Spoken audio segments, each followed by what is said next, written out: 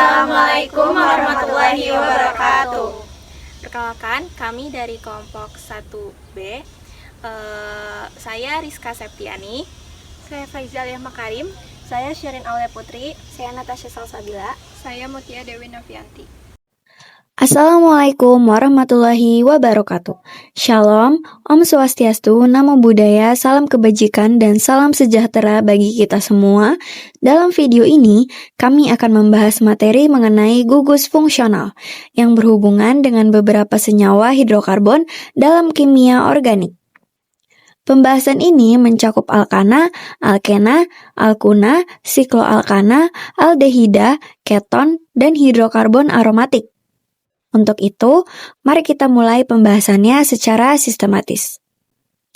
Sebelum masuk ke setiap jenis senyawa, perlu kita pahami terlebih dahulu bahwa gugus fungsional adalah kelompok atom dalam suatu molekul yang menentukan sifat kimia dan reaktivitas senyawa tersebut. Dengan kata lain, keberadaan gugus fungsional inilah yang membedakan sifat suatu senyawa meskipun jumlah atom karbonnya sama. Selanjutnya adalah alkana. Alkana adalah hidrokarbon jenuh, yaitu senyawa yang hanya memiliki ikatan tunggal antar atom karbon, yaitu C dengan C. Gugus fungsional alkana adalah ikatan tunggal tersebut. Contoh alkana yaitu metana, etana, dan propana. Senyawa ini umum digunakan sebagai bahan bakar, misalnya gas LPG. Sifat kimia alkana relatif stabil dan kurang reaktif dibanding dengan kelompok yang lain. Selanjutnya, alkena. Gugus fungsional alkena berupa ikatan rangkap 2 karbon, ditulis sebagai C rangkap 2 C. Contoh alkena adalah etena dan propena.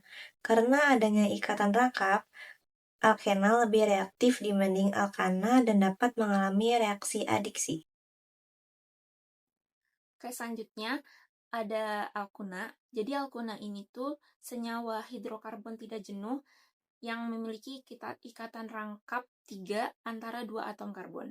Nah, ikatan rangkap ini jadi ciri khas untuk gugus fungsi alkuna itu sendiri, sekaligus membuat alkuna itu menjadi lebih reaktif dibandingkan alkana maupun alkena.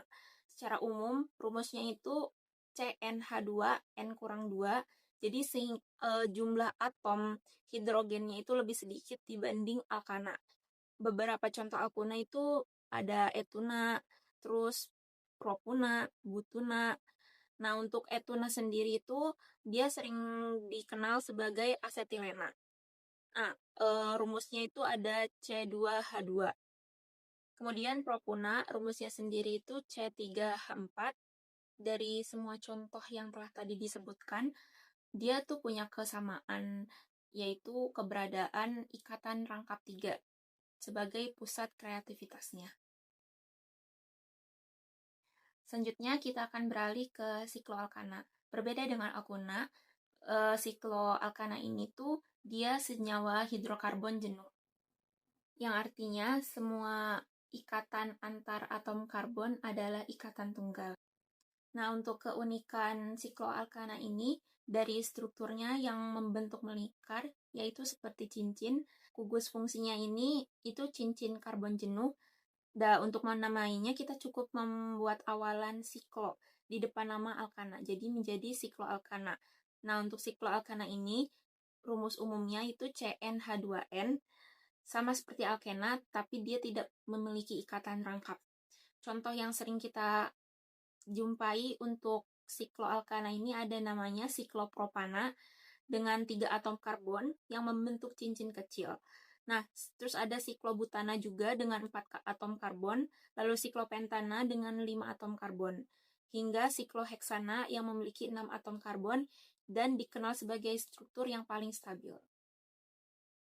Aldehida adalah senyawa organik yang memiliki gugus fungsional yaitu C, H, dan O, yaitu gugus karbonil yang selalu terletak di ujung rantai karbon. Karena berada di posisi terminal, karbon pada gugus ini terikat pada satu hidrogen dan juga satu gugus alkil. Strukturnya yaitu R, C, dan H. Inilah yang membuat aldehida lebih reaktif, mudah teroksidasi menjadi asam karboksilat, dan juga dapat direduksi menjadi alkohol primer. Aldehida juga bersifat cukup polar, tetapi tidak membentuk ikatan hidrogen antar molekul, sehingga titik didihnya cenderung lebih rendah dibandingkan alkohol dengan jumlah karbon yang sama. Contoh aldehida yang paling sederhana adalah metanal, yang lebih dikenal sebagai formaldehida, yaitu senyawa ini sering dijadikan acuan untuk memahami sifat aldehida secara umum. Aldehida juga cenderung sangat reaktif karena gugus karbonil, yaitu C dan O, terletak di ujung rantai karbon. Sehingga karbon pada gugus tersebut hanya terikat pada satu gugus alkil atau hidrogen.